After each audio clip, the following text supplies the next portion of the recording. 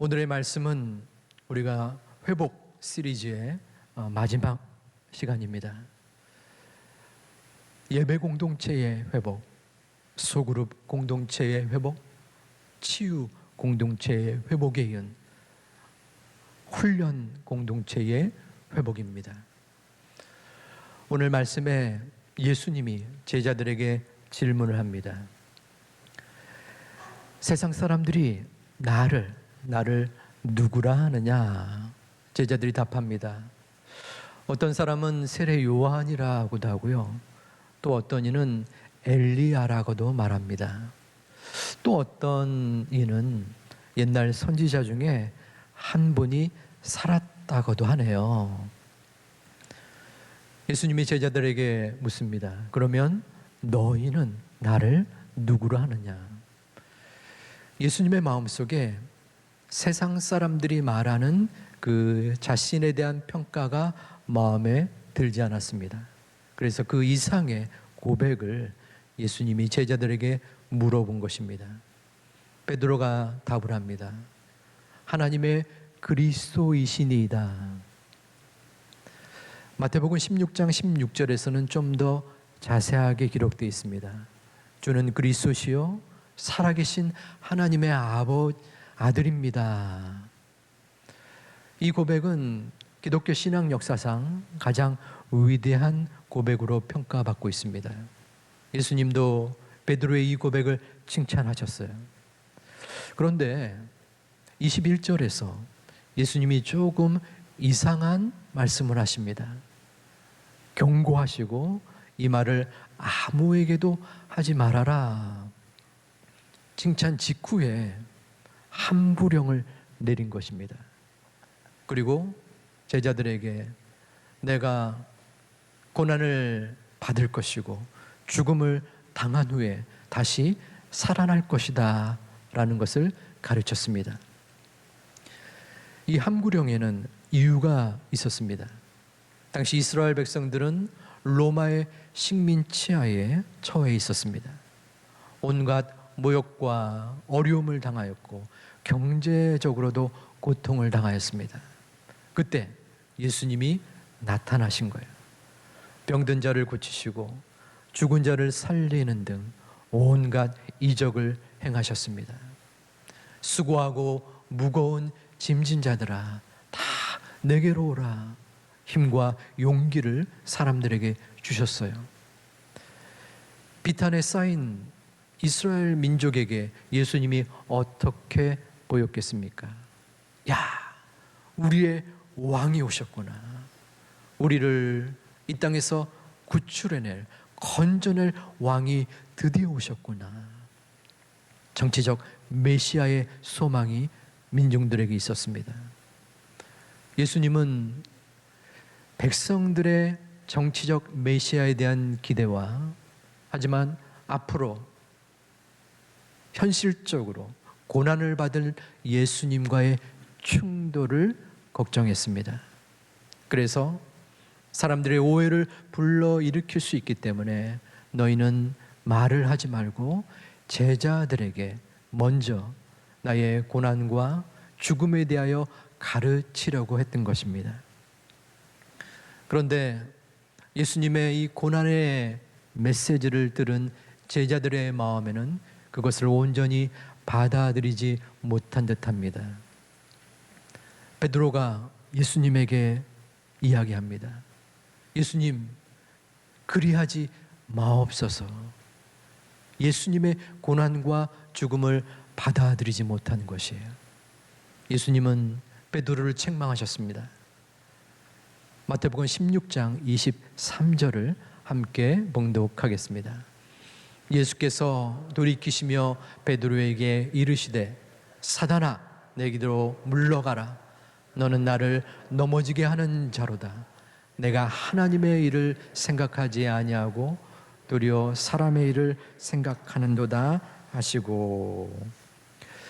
자, 베드로는 사단의 마음을 가졌습니다. 하나님의 일을 생각지 아니하고 사람의 일을 생각한 것이에요. 예수님이 왕 위에 오를 때에 자신이 얻을 높은 자리를 탐하였습니다. 예수님으로부터 얻어질 콩고물을 바라보았던 것이에요. 베드로에게 있어서 예수님은 고난의 메시아가 아니라 영광의 메시아였던 것입니다. 베드로가 보여주는 제자의 모습은 합당한 모습이 아니었습니다. 예수님은 오늘 본문 23절에 올바른 제자들을 말씀하십니다. 우리 23절을 한번 같이 봉독하겠습니다. 아무든지 나를 따라오려거든 자기를 부인하고 날마다 제 십자가를 지고 나를 따를 것이니라. 아멘. 여기서 두 가지의 제자의 모습이 나옵니다. 첫 번째는 자기를 부인하고, 여기서 부인하고라는 원어적 의미는 포기하다, 거절하다라는 뜻이 있습니다. 예수님의 제자는 자신을 포기하는 사람입니다. 이는 주인된 예수님과 종된 우리와의 관계와 맥락을 같이 합니다. 종의 역할은 무엇입니까? 종은 자신의 권리를 포기하는 자입니다. 종이 자신의 권리를 주장한다면 그것은 종이 아닙니다. 예수님의 제자는 자신의 권리, 자신의 자랑, 자신의 생각을 포기하는 사람이어야 합니다. 베드로는 그것을 행하지 못했습니다. 그러한 마음을 갖지 아니하였어요. 하지만 처음부터 베드로가 자신의 것을 주장하지는 않았을 것 같습니다. 왜냐하면 예수님을 만났을 때 그는 모든 것을 버려두고 예수님을 따랐기 때문입니다. 하지만 예수님이 조금씩 사람들의 인정을 받고 또한 사람들의 칭송을 받자 그로 인하여 무엇인가를 얻을 것 같으니까 초심을 잃었습니다. 그 밑에 숨겨져 있었던 내 자신에 대한 생각이 불쑥 수면 위로 올라온 것입니다. 두 번째 제자의 모습은 자기 십자가를 지는 것입니다. 그 십자가를 지고 주님을 따르는 것입니다.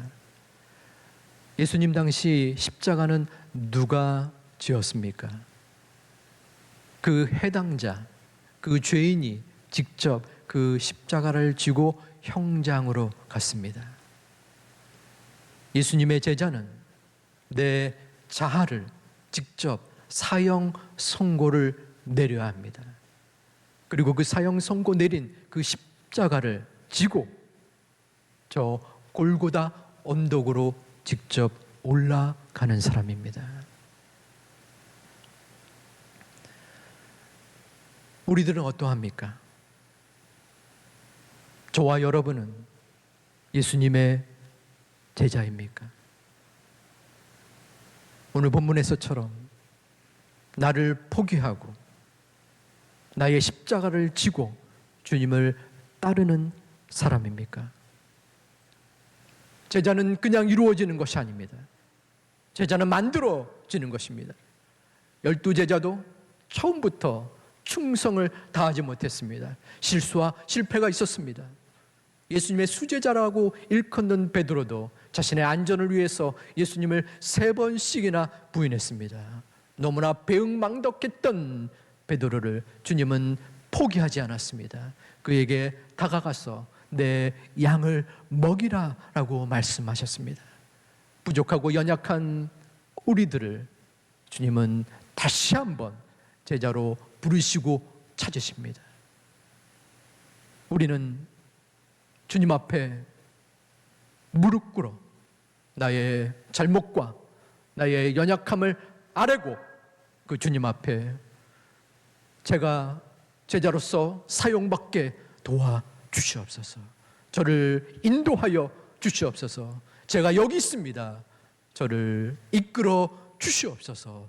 기도하고 아뢰고 그리하여 주님 앞에 온전하게 제자로 나아갈 수 있는 하나님의 자녀들이 되시기를 주님의 이름으로 축원드립니다. 자신을 포기하고 나의 십자가를 지고 주님을 따르는데 중요한 전제 조건, 필수 사항이 있습니다. 그것은 날마다입니다. 우리 본문 23절을 다시 한번 봉독해 보겠습니다. 아무든지 나를 따라오려거든 자기를 부인하고 날마다 제 십자가를 지고 나를 따를 것이니라. 아멘. 여기서 날마다라는 것은 매일 매 순간을 의미합니다. 구원은 단회적입니다. 한번 구원을 얻으면 그 구원은 물릴 수 없습니다. 하지만 구원받은 하나님의 자녀는 성화되어야 합니다. 매 순간마다 영적으로 성장해야 됩니다. 예수님의 제자는 한번 제자로 끝나는 것이 아닙니다. 매일 매 순간 나의 자아를 포기하고 나의 십자가를 지고 주님을 따르는 것이 바로 제자입니다. 하지만 그러한 모습이 우리들에게는 부족합니다. 그래서 사도 바울도 이 날마다를 이야기하고 강조하였습니다. 우리 고린도전서 15장 31절을 함께 봉독하겠습니다. 형제들아, 내가 그리스도 예수 우리 주 안에서 가진 바 너희에 대한 나의 자랑을 두고 단언하오니 나는 날마다 죽노라. 아멘. 위대한 사도 바울도 자신의 교만 가운데 자신의 매일 죽는 것을 이야기하였습니다. 그만큼 우리 인간은 자칫 조금이라도 방심하면 우리의 마음속에 나의 자랑과 나의 교만이 지속적으로 틈타지 못하는 그 간격을 꿰뚫고 나오는 그러한 연약한 존재입니다. 그러기에 우리는 가정에서, 교회에서, 직장에서 매일마다 매 순간마다 자아를 죽여야 합니다. 자아가 죽을 때에 주님께서 일하십니다. 자아가 죽지 아니하면 베드로처럼 주여 그리하지 마옵소서라고 하면서 주님을 가리우는 역할을 하게 됩니다. 주님을 위한 제자이기보다는 주님을 이용한 사꾼이 되는 것입니다. 나를 죽이기 위하여 필요한 것이 있는데 그것은 훈련입니다. 왜냐하면 우리는 변하기 싫은 우리의 본성을 지니고 있기 때문입니다. 도움을 받아야 합니다. 우리 매 순간마다 훈련받고 양육받아야 합니다. 건강을 유지하는데 필요한 중요한 요소 중 하나는 근육입니다. 우리 젊은 분들은 덜 필요할 수 있겠지만 중장년 이상은 근육이 계속 있어야 합니다. 매일마다 근육을 키우는 걷기 운동이라도 해야 합니다. 근육이 바로 서야지 신체가 균형 잡고 힘을 낼 수 있기 때문입니다. 근육 운동의 특성이 있습니다. 그것은 한순간 이루어지는 것이 아니라는 것입니다. 매일마다 근육을 키워야 합니다. 그리고 또 하나의 특징은 근육이 단단하게 있을지라도 하루라도 하지 않으면 그 근육은 풀어지게 마련입니다. 믿음에도 근육이 필요합니다. 우리의 믿음 근육을 키워야 합니다. 그러기 위해서는 우리에게 훈련이 필요합니다. 교회는 훈련 공동체가 되어야 합니다. 가장 우선적인 것은 주일의 예배입니다. 이 예배를 드리고 있는 여러분에게는 해당이 안 될 수 있습니다. 하지만 여러분들의 가족이나 여러분들의 주변의 분들에게 다시 한번 강요가 아니라 마음으로 전달해 주시면 좋을 줄 압니다. 예배는 생명입니다. 영적인 세계에서 이 예배를 등한시하면 주님과 멀어질 수밖에 없습니다. 이것은 담임 목사로서가 아니라 믿음을 지닌 선배로서의 간곡한 부탁이요 또한 조언입니다. 아무리 오랜 신앙의 직분자의 역할을 감당했을지라도 바쁘다는 이유로 여러 가지 이유로 예배를 한 주, 두 주 빠지게 되면 결국에는 주님으로부터 멀어지는 모습을 우리는 어렵지 않게 보게 됩니다. 또 다른 훈련의 차원으로서는 매일의 경건의 모습이 있습니다. 묵상의 훈련입니다. 영어로는 큐티라고 알려져 있습니다. 매일마다 일정한 시간을 택해서 말씀을 읽고 묵상하고 말씀에 적용을 하는 것입니다. 어떤 분들은 새벽 예배를 통해서 묵상을 하셔도 좋습니다. 현대인의 삶 속에서 매일마다 일정한 시간 1, 20분을 할애한다는 것은 결코 쉽지는 않습니다. 하지만 너무나 바쁘기 때문에 도저히 내 삶을 조정하고 컨트롤할 수 없기 때문에 하나님께서 내 삶을 조정해 주옵소서 하는 심정으로 우선적으로 말씀을 묵상하고 기도하는 것입니다. 그리할 때에 하나님께서 우리의 심령에 찾아와 주셔서 우리를 성장시켜 주시고 우리를 변화시켜 주십니다. 왜곡되고 어긋난 길을 가는 내 자아를 하나님의 말씀으로 집중하고 그 말씀이 살아서 우리의 심령과 우리의 마음과 우리의 행동을 붙잡아 주십니다. 또 다른 훈련의 차원으로는 구역 모임이 있습니다. 가장 교회의 소그룹이고 또 모든 많은 분들이 참여하게 되는 그룹입니다.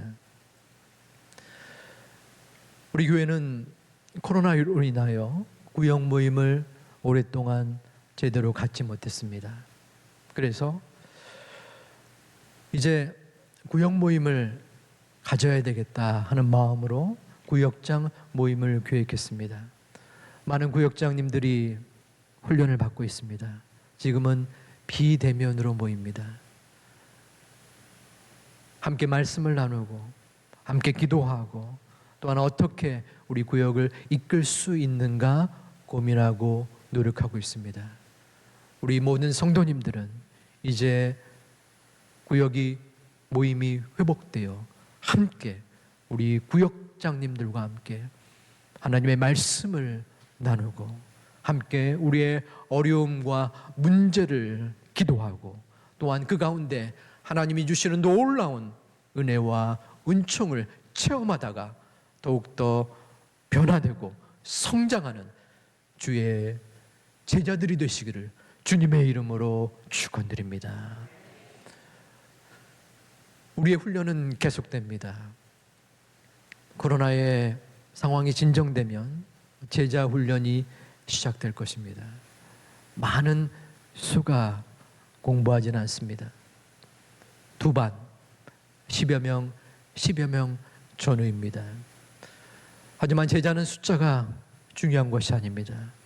12명의 제자가 물론 실패와 실수가 있었지만 예수님의 인격적인 훈련과 말씀의 훈련을 받은 후 변화되어서 성장하여서 이 땅에 수많은 교회를 세우고 복음을 전파한 터전이 된 것입니다.